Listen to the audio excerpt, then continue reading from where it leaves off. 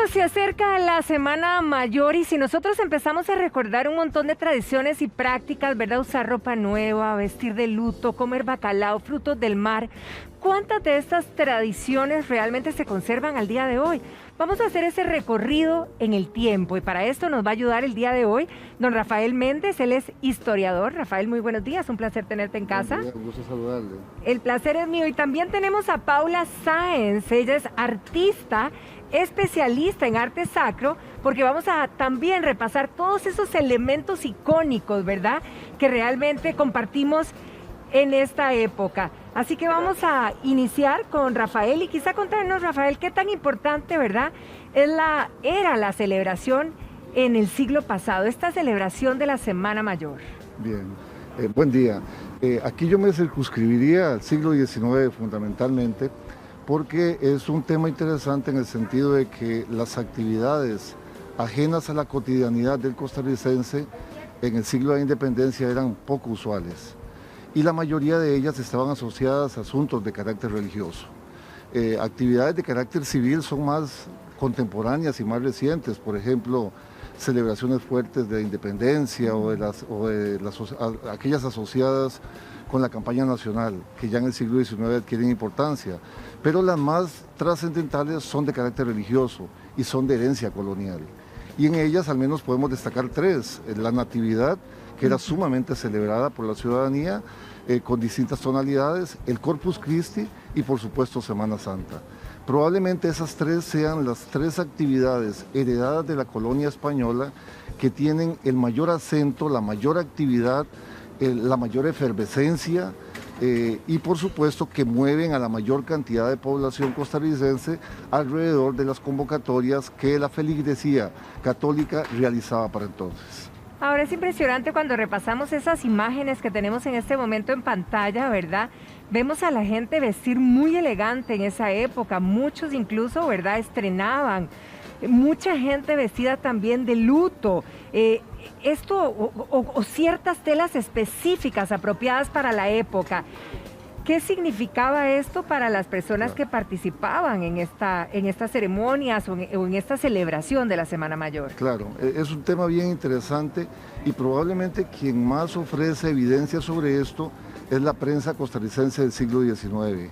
Hemos encontrado en ella, Costa Rica vivió una expansión impresionante de los periódicos escritos hacia la década de los 80s y 90s del siglo XIX, y en ellos hay una evidencia realmente importante en el que es posible identificar anuncios de distintas empresas, de distintas marcas, de almacenes que importan desde Europa telas especialmente asociadas para Semana Santa, pañolones, sedas negras, vestidos especiales, porque precisamente la Semana Santa de fin del siglo XIX trae consigo un renovado interés de orden capitalista. Es decir, el interés que ya existía por el estreno de Semana Santa, por la compra de sombreros para Semana Santa, se refuerza en estos días como un interés de salir públicamente, de romper con lo cotidiano, de participar en las procesiones y por supuesto la posibilidad de estrenar, que no era una posibilidad general, no podemos decir eso, que la posibilidad de comprar telas importadas que se reducía a una élite, a un grupo más específico. A propósito de lo que está comentando en este momento, vean ese aviso, por ejemplo, que tenemos en la pantalla de esa época, ¿verdad?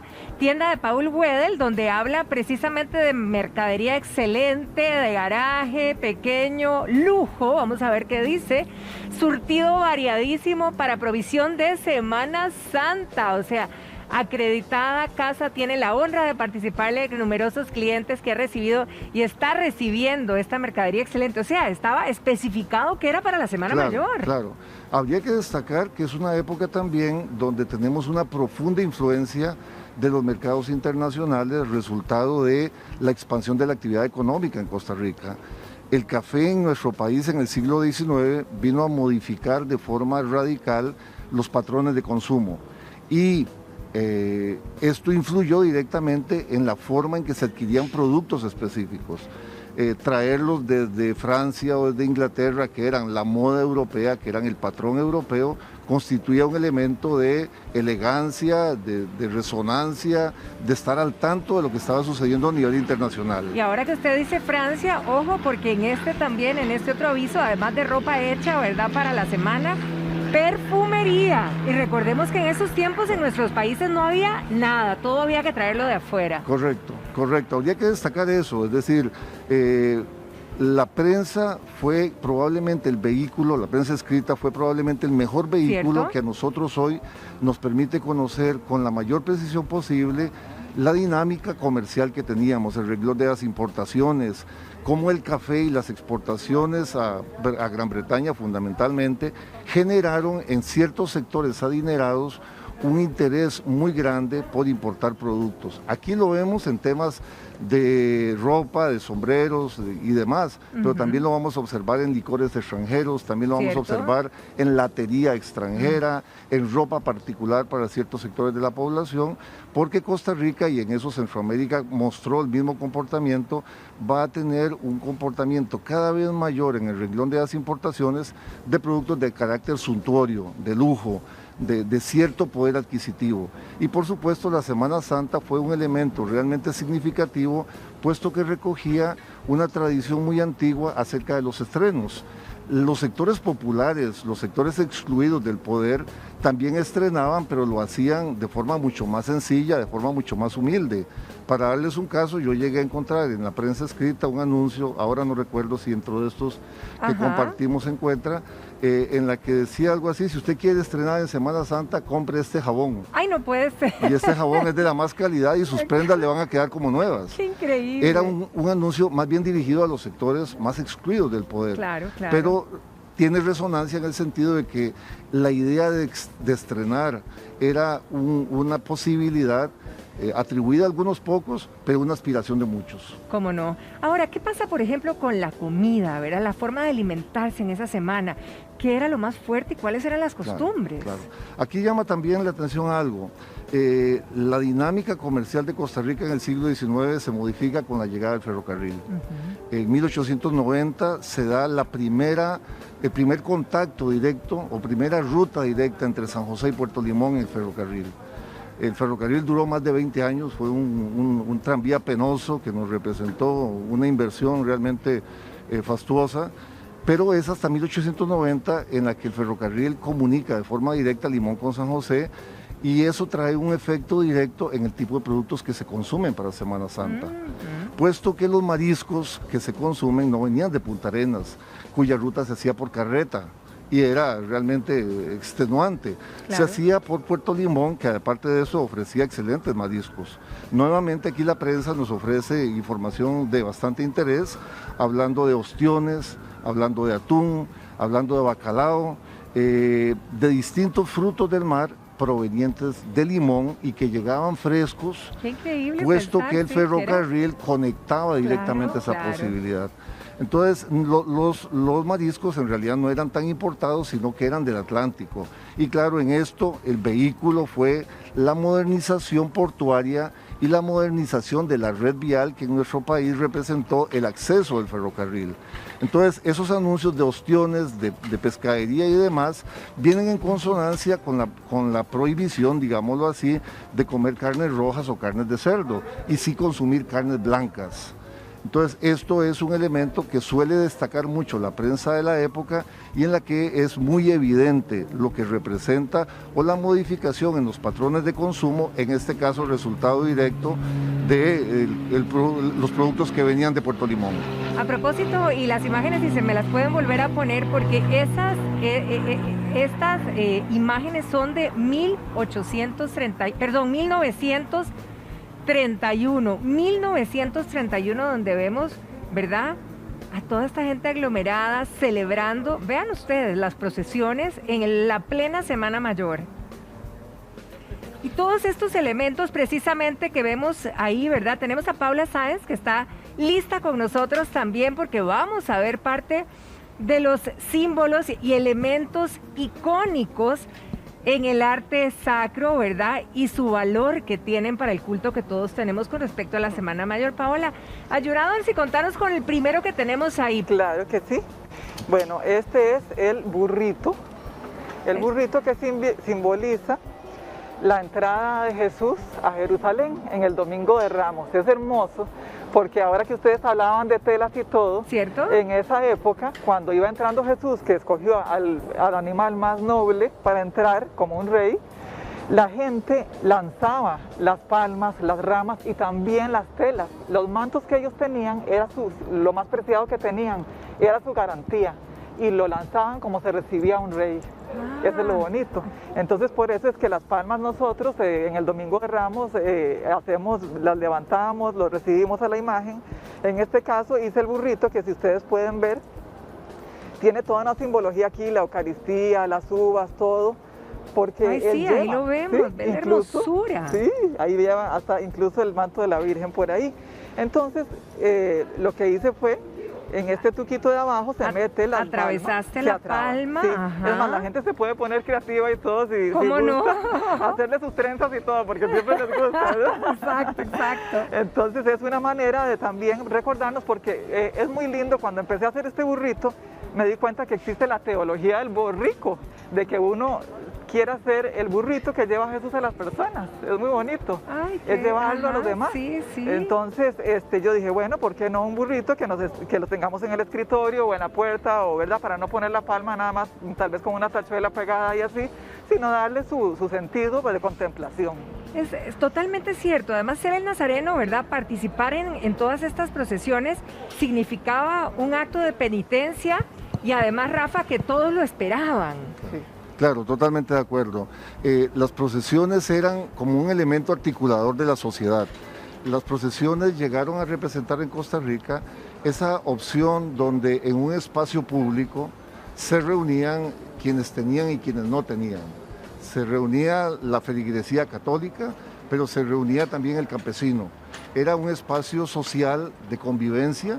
No vamos a decir que era un espacio de igualiticos, pero era un espacio evidentemente donde había un elemento de fe, un acto litúrgico que reunía a propios y extraños. Claro, claro. De ahí que las convocatorias de parte de la dirigencia eclesiástica en una población fundamentalmente católica, donde el predominio era abrumador, tuviera una repercusión tan grande entre la población al asistir no solo a las procesiones de Viernes Santo, no solo a las procesiones del viernes por la noche, no solo a las de la quema del Judas. En general, la repercusión del llamado de la iglesia era extraordinariamente alto, y esto tenía que ver con la ruptura que representaba la Semana Santa en relación con la cotidianidad de las personas. Vámonos con el segundo símbolo, Paula. Sí. ¿Qué representa? Bueno, que es icónico, evidentemente. Esto me encanta porque ahora que hablabas de penitencia, sí, este color, el morado, es el color de la Mm. penitencia. Es el que, porque dicen, ¿por qué es que los sacerdotes se visten de morado sí. y todo? Si nos remontamos a cuando a Jesús le pusieron la coronación de espinas y lo vistieron de púrpura, así se vestían a los reyes, era una burla para él. Le pusieron eso, entonces por eso es que nosotros también, este es el símbolo. Emulamos ese momento. Ese momento nos ayuda el recogimiento, el poder contemplar la iconografía. Es para eso, es una lectura para contemplar lo que pasó en esa época. Entonces aquí es donde está él con su corona de espinas. Entonces esto lo hice, generalmente se pone una cruz sola con la cinta así, sí. Pero yo dije, ¿por qué no poner algo más? Que somos tan de poder contemplar, poder ver el rostro de él. Sí, por supuesto. Y después la gente quita esta y pone otra. Esta otra cruz. Esta es una de mis preferidas. ¿Qué es esta belleza? Es una obra de arte.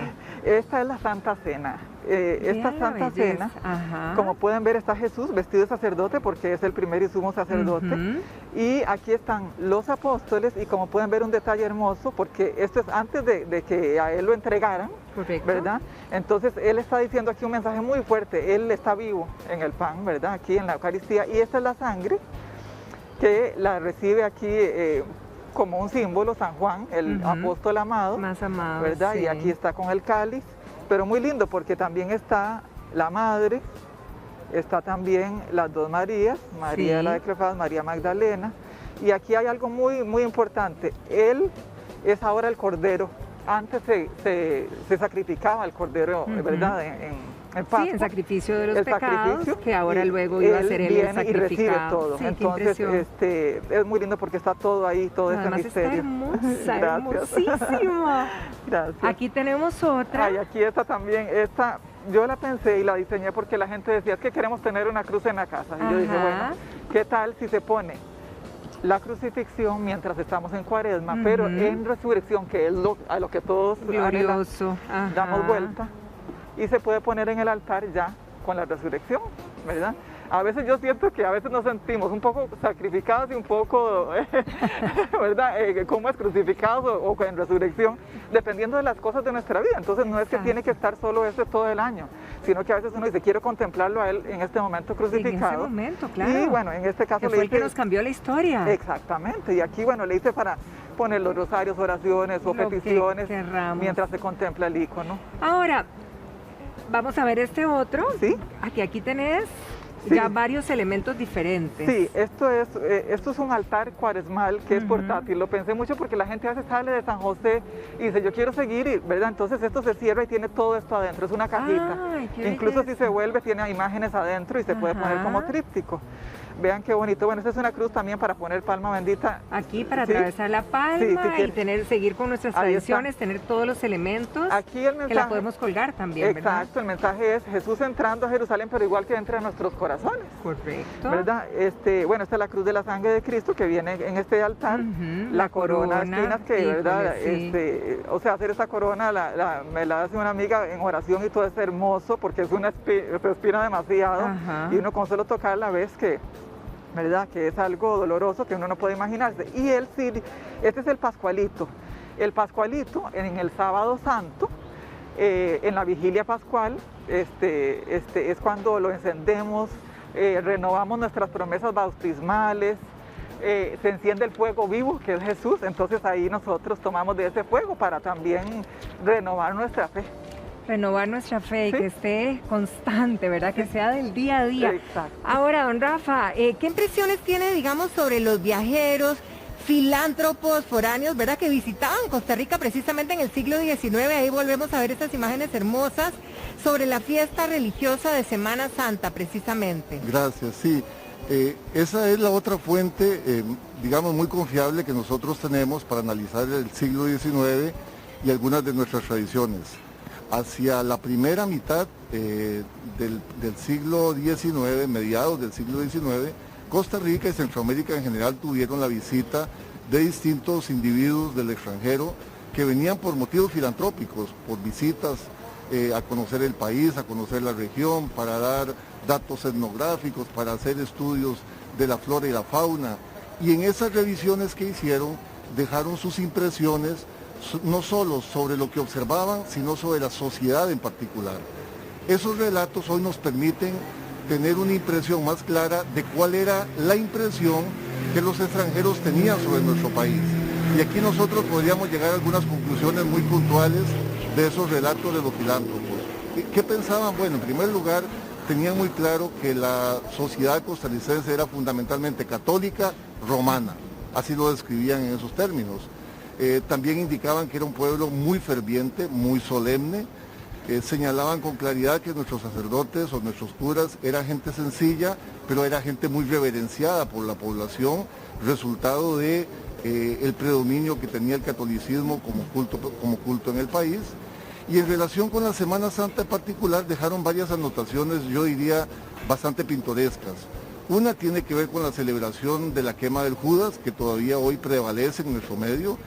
Una quema del Judas que incluía cachiflines, que incluía bombetas, que incluía toda una festividad de parte de la población, pero también dejaron anotaciones muy interesantes sobre la solemnidad de las procesiones, sobre la Catedral Metropolitana o la Iglesia Católica como elemento articulador de las procesiones, de las misas y demás, y también, por supuesto, dejaron otras anotaciones adicionales, la cantidad de iglesias que para los 50 sabían que según ellos eran, en un cálculo preliminar, 45 iglesias y unos 61 sacerdotes distribuidos en el país.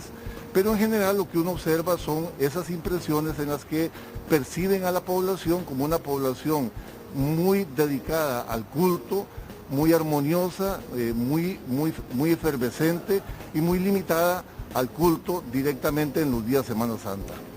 Rafael, de verdad que muchísimas gracias por habernos venido a acompañar y hacer este repaso en el tiempo de lo que significa y significaba esta Semana Mayor. Muchísimas gracias. Para servirles.